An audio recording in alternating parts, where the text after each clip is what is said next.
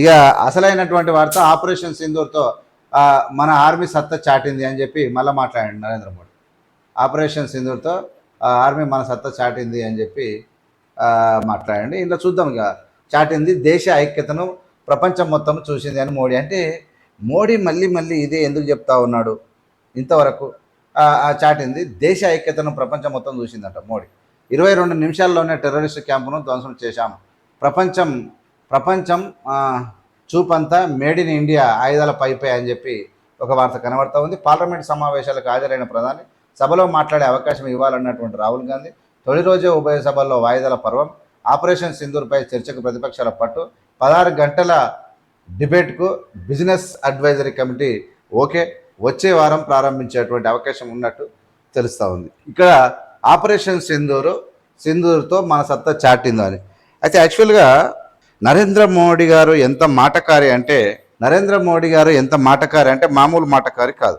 నరేంద్ర మోడీ ఎంత మాటకారి అంటే మామూలు మాటకారి కాదు. నరేంద్ర మోడీ పిట్టకథలు మాత్రమే చెప్తాడని చెప్పడానికి మనం అనేక ఎగ్జాంపుల్స్ చెప్పొచ్చు. ఇక్కడ ఆపరేషన్ సింధూర్ తర్వాత పార్లమెంటు పెట్టలేదు, నిన్ననే పెట్టిర్రు. స్పెషల్ సెషన్ కూడా రాహుల్ గాంధీ అడిగితే కూడా పెట్టలేదు. ఈయన ఎట్లా మాట్లాడతాడంటే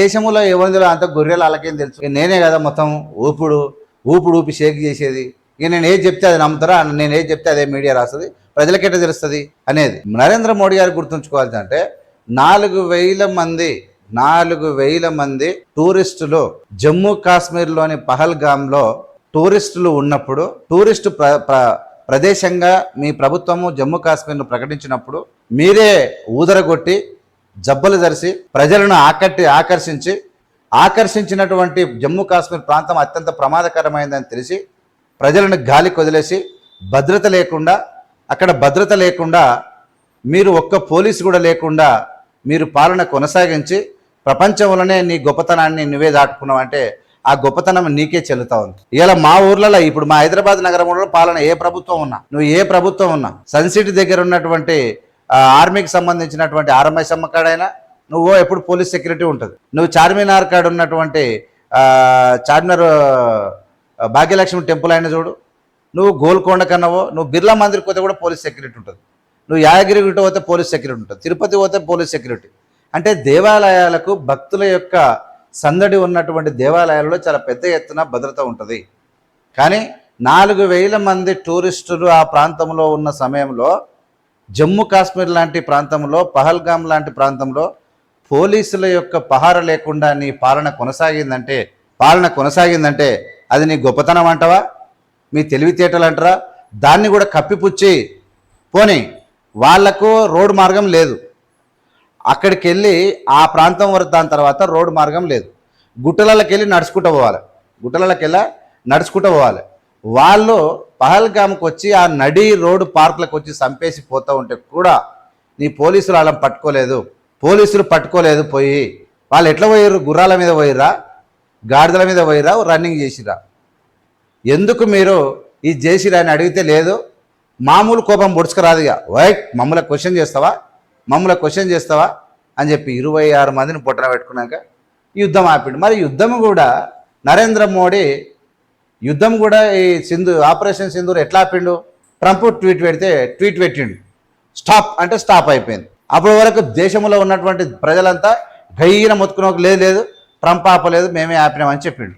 అయితే ఇప్పటి వరకు ఆపరేషన్ సింధూర్ ఆపినప్పటి నుంచి ఇప్పటి వరకు 24 సార్లు ట్రంప్ నేనే ఆపాను అన్నాడు.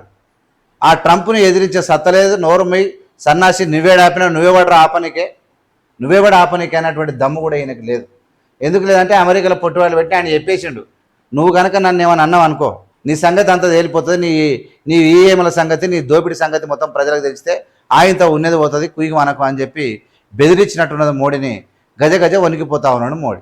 ఇలా 24 సార్లు మాట్లాడితే ఒక్కసారి కూడా ఈయన ఎదిరించలేదు. మరి ఎవరిని ఎదిరిస్తాడు? రాహుల్ గాంధీని ఎదిరిస్తాడు. రాహుల్ గాంధీ పుణ్యానికి దొరికింది కదా, కాంగ్రెస్ పేరు చెప్పాలా, రాహుల్ గాంధీ మీద దుమ్ము పోయాలి. ఈడ తప్ప ఏడ కూడా పనికిరానటువంటి పరిస్థితి, ఏడ కూడా మాట్లాడలేదు. ఇలాంటి దౌర్భాగ్యమైనటువంటి అసలు ఈయన ఇంటెలిజెన్సీ, నీ ఇంత పెద్ద దేశాన్ని రక్షిస్తాము, మా తుపాకులు ఇంత పొడుగా అంటున్నావు, కానీ నీ ఇంటెలిజెన్స్ ఏమైంది? ఏం చెప్పలేదు. అనేక 4,000 మంది ఆడికి టూరిస్టులు వచ్చిరా విదేశాల్లో మనం ఊదరగొట్టినాం. అమిత్ షా మనం కలిసి ఊదరగొట్టి జమ్మూ కాశ్మీర్ అట్లుంటుంది, రాండి పైసలు పెట్టుర్రి తినుర్రి తాగుర్రి అని పిలిపించి నీ ఇంటెలిజెన్స్ ఏడవండిరు చెప్పలేదా మీకు? అంటే ఇంతవరకు ఈ ప్రపంచం మీద ఇంత నిఘా వైఫల్యం, ఇంత పాలన వైఫల్యం ఉన్నటువంటి సందర్భం లేదు. అది నరేంద్ర మోడీ కాలంలో జరిగింది. త్రివిధ దళాల ఆధ్వర్యం చచ్చిపోయింది వీళ్ళ కాలంలో. పుల్వామా దాడులు జరిగినాయి, ఒక్కటి కాదు కొన్ని వందల దాడులు జరిగినాయి.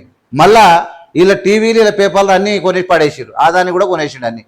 అవి సప్పుడు చేయి, అవి మన తిని పంతాయి అంతే. మోడీని చూపించుకుంటే డబ్బలు కొట్టుకుంటే డమ్ డమ్ డోలు మన బాజకాలు అయిపోయారు, బాజలు భజంతరం లేక చేస్తారు. అది అలా అంటే పరిస్థితి. పైసలు తిని తిని తిని తాగమరిగి ప్రజలను ఆగం చేయడానికి ఇదంతా జరుగుతూ ఉంది. ఈ గప్పాలు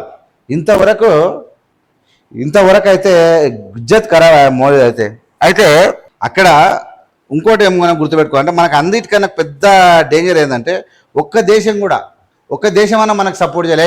మేము ఇండియా వైపు ఉంటాము. అమెరికా ట్రంప్ అయితే అపోజిటే మాట్లాడాడు. పాకిస్తాన్ ఎందుకంటే ట్రంప్ కూతురు పాకిస్తాన్తో బిజినెస్ చేస్తామని ట్రంప్ ఇద్దరు సమానం అని చెప్పిండు, అసలు మాట్లాడినలే. చైనా ఆల్రెడీ పాకిస్తాన్ దిక్కే ఉంటుంది, కానీ అది కూడా లోపల పాకిస్తాన్ దిక్కే ఉన్నది. అమెరికా మన దిక్కు లేదు యుద్ధం జరిగేటప్పుడు, చైనా మన దిక్కు లేదు, రష్యా కూడా లేదు, మాట్లాడలే ఓపెన్గా. యూరోపియన్ దేశాలు లేవు, యూరోపియన్ దేశాలు అసలు మన దిక్కు మాట్లాడలే. ఈవెన్ యూనియన్ టెరిటరీస్ కూడా లేవు. నువ్వు ఏం మైత్రి చేసినావు మరి? నువ్వు ప్రధానమంత్రి అయినాక నీ డబ్బంతా గుండెవైపు పెట్టిందేడా? నువ్వు తిరగనికనే కదా. నువ్వు ప్రపంచ యాత్రలనే ఉన్నావు. నువ్వు 15 ఏళ్ళల్లో 15 సంవత్సరాల నీ పరిపాలన కాలంలో సగానికి సగం వేరే విదేశాలనే ఉన్నాడు మోడీ. మరి నీ మైత్రి ఏది? రష్యా లేదు, చైనా లేదు, అమెరికా లేదు, యూరప్ దేశాలు అసలు నీ దిక్కు సపోర్టే చేయలేదు. ఏం లాభం సార్ ఇవన్నీ చేసి? నిజంగా తుర్కీ దేశం పాకిస్తాన్కి డైరెక్ట్ సపోర్ట్ చేసిందంటే అట్లా నీకు సపోర్ట్ చేసిన దేశాలు లేకపోవడం అనేది విడ్డూరము. మనము అంటే ఈ ట్రంప్ చెప్తా ఉన్నాడు 5 విమానాలు కూలినాయి, యుద్ధ విమానాలు.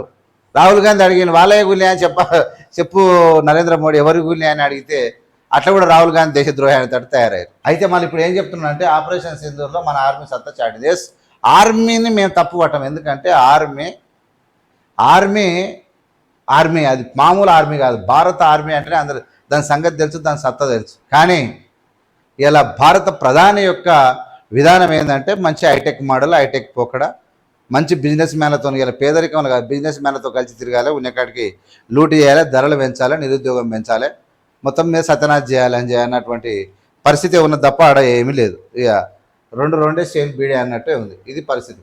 ఏం చెప్పుకున్నాక అంతే.